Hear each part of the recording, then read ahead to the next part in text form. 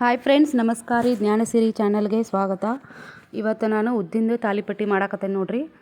ಭಾಳ ಅಂದ್ರೆ ಭಾಳ ಹೆಲ್ದಿ ರೆಸಿಪಿ ರೀ ಇದು. ಉದ್ದಿನ ತಾಲಿಪಟ್ಟಿ ಮಾಡಕ್ಕೆ ನಾ ಇಲ್ಲೇ ಉದ್ದಿನ ಕಾಳು ತೊಗೊಂಡಿನಿ. ಈಗ 1 kg ಅಷ್ಟು ಗೋಧಿ ತೊಗೊಂಡೇನಿ ರೀ. ಒಂದು ಪಾತ್ರೆ ಒಳಗೆ ಒಂದು ಪ್ರಮಾಣದಷ್ಟು ತೊಗೊಂಡೇನಿ ನೋಡಿರಿ. ಇದ್ರ ಅರ್ಧದಷ್ಟು ಉದ್ದಿನ ಕಾಳು ತೊಗೋಬೇಕು ನೋಡಿರಿ. ಇಷ್ಟು ತೊಗೊಂಡೇನಿ ನಾನು ಗೋಧಿನ. ಇದ್ರ ಅರ್ಧದಷ್ಟು ಉದ್ದಿನ ಕಾಳು ತೊಗೊಂಡೇನಿ ರೀ ನಾ ಇಲ್ಲೇ. ನೀವು ಬೇಕಿದ್ರೆ ಬ್ಯಾಳೆ ಇದ್ರೆ ಉದ್ದಿನ ಬ್ಯಾಳೆ ಅದನ್ನು ಹಾಕ್ಬೋದು. ನಮ್ಮ ಮನ್ಯಾಗ ಉದ್ದಿನ ಕಾಳು ಇದ್ವು, ಅದನ್ನು ಹಾಕಿ ಮಾಡತ್ತೀನಿ. ಇದನ್ನ ಅದರ ಅರ್ಧದಷ್ಟು ತೊಗೋಬೇಕು ನೋಡಿರಿ. ಗೋಧಿನ ಜಾಸ್ತಿ ಇರಬೇಕು ನೋಡಿರಿ. ಹಿಂಗದಾವು ಹಿಂಗೆ ತೊಳೆದು ಕ್ಲೀನ್ ಮಾಡಿ ತೊಗೊಂಡೇನಿ ನಾನು.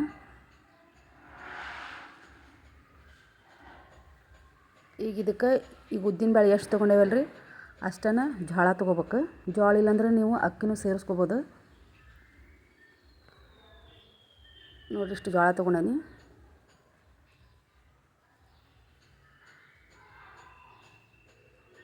ಗೋಧಿನ ಜಾಸ್ತಿ ಆಗ್ಬೇಕ್ರ ಅಂದ್ರೆ ಸ್ವಲ್ಪ ಸಾಫ್ಟಾಗಿ ಬರ್ತಾವೆ. ಈಗ ಇದನ್ನು ಚೆಂದಾಗಿ ಎಲ್ಲನೂ ಮಿಕ್ಸ್ ಮಾಡಿ ಮಿಲ್ ಹಾಕಿಸ್ಬೇಕ್ರಿ. ಗಿರಣಿಗೆ ಕೊಡ್ಬೇಕು.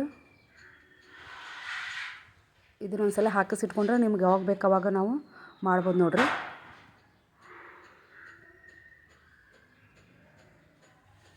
ಈಗ ನೋಡಿರಿ, ಹಿಟ್ಟು ಹಾಕ್ಸ್ಕೊಂಬಂದೇವಿ ನಾವು. ಹಿಂಗೆ ಬಂದೈತಿ.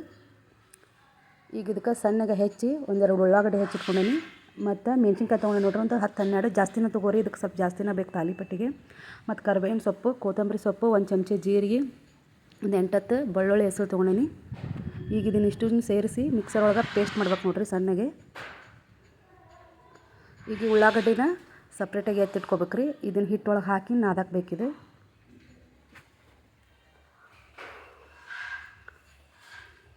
ಈಗ ಇದನ್ನು ಮಿಕ್ಸಿ ಜಾರ್ ಒಳಗೆ ಹಾಕ್ಕೊಂಡು ನಾ ಪೇಸ್ಟ್ ಮಾಡ್ಕೊಂಡು ತೊಗೊಂಡೇನಿ ನೋಡಿರಿ. ಹಿಂಗೆ ಬಂದೈತಿ. ಈಗ ಹಿಂಗೆ ಬಂದೈತೆ ನೋಡಿರಿ. ಈಗ ಇದನ್ನು ಉಳ್ಳಾಗಡ್ಡಿನ ಮತ್ತು ಸಣ್ಣಗೆ ಹೆಚ್ಚಿದ ಉಳ್ಳಾಗಡ್ಡಿ ಮತ್ತು ಇದು ಖಾರದ ಪೇಸ್ಟ್ ಏನೈತಲ್ಲ ರೀ, ಮೆಣ್ಸಿನ್ಕಾಯಿ ಮಿಕ್ಸರಿಗೆ ಹಾಕಿದ್ದು, ಈಗ ಇದನ್ನು ಹಿಟ್ಟೊಳಗೆ ಸೇರ್ಸಾತೆ ನೋಡಿರಿ. ಈಗ ನಾರ್ಮಲ್ ವಾಟರ್ ಹಾಕ್ಕೊಂಡು ನಾದಬೇಕ್ರಿ. ನಾವು ನೀರು ಕಾಸ್ಬೇಕಂತೇನಿಲ್ಲ ಇದಕ್ಕೆ. ಈಗ ಇದನ್ನು ಚೆಂದಾಗೆ ಮಿಕ್ಸ್ ಮಾಡಿಕೊಂಡು ನೋಡಿರಿ. ಹಿಂಗೆ ಮೊದಲ ಮಿಕ್ಸ್ ಮಾಡಿಕೊಂಡು ರುಚಿಗೆ ತಕ್ಕಷ್ಟು ಉಪ್ಪು ಹಾಕ್ಕೊಂಡು ಚೆಂದಾಗಿ ನಾದ್ಕೋಬೇಕು ನೋಡಿರಿ. ಬೇಕಿದ್ರೆ ನೀವು ಸ್ವಲ್ಪ ಅರ್ಶಿಣ ಪುಡಿನೂ ಹಾಕ್ಕೋರಿ. ನಾ ಇಲ್ಲಿ ಅರ್ಶಿಣ ಪುಡಿ ಹಾಕಿಲ್ಲ.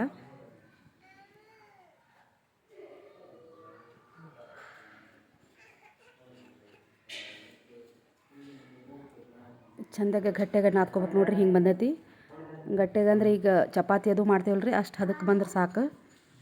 ಈಗ ಇದನ್ನು ನಾನು ತಟ್ಟಾಕ ಒಂದು ಅರ್ವಿ ತೊಗೊಂತೇನೆ ರೀ. ನಾವು ರೊಟ್ಟಿ ಮಾಡೋಕ್ಕಂತ ಒಂದು ಬಟ್ಟೆ ಇಟ್ಟಿರ್ತೇವೆ, ಅದನ್ನು ನಾನು ತೊಗೊಂಡೇನಿ.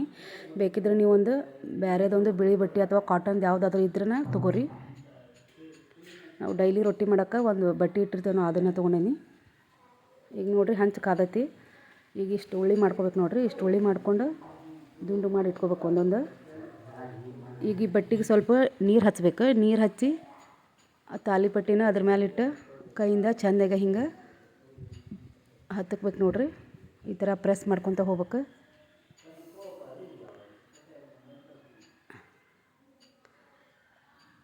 ಇಷ್ಟು ಚೆಂದಾಗೆ ಸುತ್ತು ಕಡೆನೂ ಹೀಗೆಲ್ಲ ಚೆಂದಾಗಿ ಪ್ರೆಸ್ ಮಾಡ್ಕೋಬೇಕ್ರಿ ಒಂದೇ ಥರ.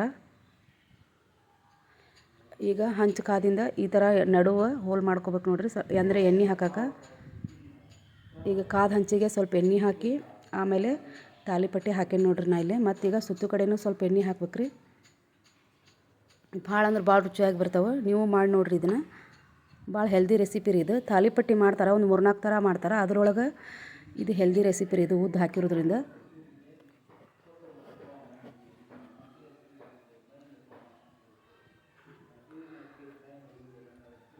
ನಮ್ಮದು ಹುಬ್ಬಳ್ಳಿ ಧಾರವಾಡ ಸೈಡ್ ಅಂಕರ್ ಭಾಳ ಮಾಡ್ತೇವೆ ರೀ ನಾವು ಇದನ್ನು.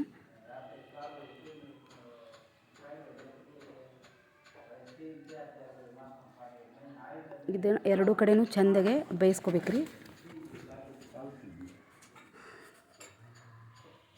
ಚೆಂದಾಗೆ ಬೇಯಿಸ್ಕೊಂಡು ನೋಡಿರಿ. ಇದು ಚಟ್ನಿ ಅಥವಾ ಮೊಸರು ಅದ್ರ ಜೊತೆ ನಾವು ತಿನ್ಬೋದು ನೋಡಿರಿ. ನೋಡಿರಿ ಹಿಂಗೆ ಬಂದಾವೆ ನಾವು ಮಾಡಿದ ತಾಲಿಪಟ್ಟಿ. ಯಾರಿಗೆಲ್ಲ ನಮ್ಮ ಚಾನಲ್ ಇಷ್ಟ ಆಗೈತಿ ಸಬ್ಸ್ಕ್ರೈಬ್ ಮಾಡ್ಕೊಂಡು ನೋಡಿರಿ, ಲೈಕ್ ಮಾಡಿರಿ. ನಮ್ಮ ರೆಸಿಪಿ ಟ್ರೈ ಮಾಡಿ ನೋಡಿರಿ. ಹೆಂಗೆ ಬಂದೈತೆ ಅಂತ ನನ್ನ ಕಮೆಂಟ್ ಒಳಗೆ ತಿಳಿಸ್ರಿ.